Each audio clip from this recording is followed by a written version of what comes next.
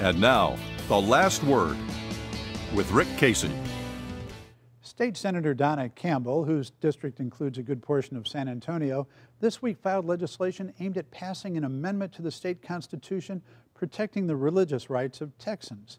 The language is almost identical to legislation she filed 2 years ago.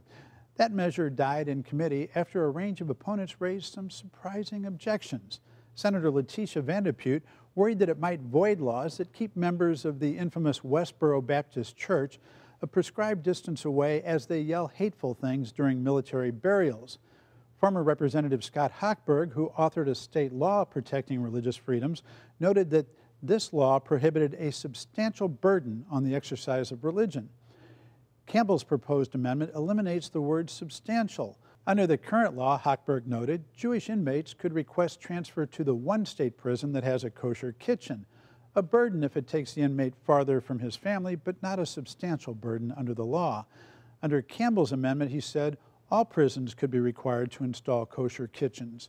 The current bill, by the way, is strong enough that a judge upheld the right of a Santeria priest in Euless to ritually slaughter a goat in his backyard in violation of a city ordinance. The executive director of the Texas Alliance for Life worried that under Campbell's amendment, quote, abortion would become a religious right and taxpayers could be forced to pay for abortions.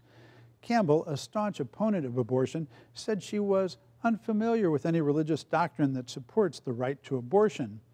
Campbell needs to get out more, or maybe learn how to use Google. Apparently, she is not aware that the Episcopal Church, the American Presbyterian Church, Unitarians, and the Evangelical Lutheran Church all support abortion rights.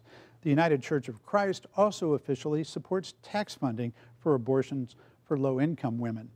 Since Campbell's current measure is almost identical to the one she filed 2 years ago, these objections presumably still stand. This week, however, gay groups also raised the alarm. They are concerned that her measure would gut non-discrimination ordinances passed in recent years by cities ranging from El Paso to Houston. The measure says government may not burden an individual's or religious organization's freedom of religion or right to act or refuse to act in a manner motivated by a sincerely held religious belief unless the government proves that the burden is in furtherance of a compelling governmental interest and is the least restrictive means of furthering that interest.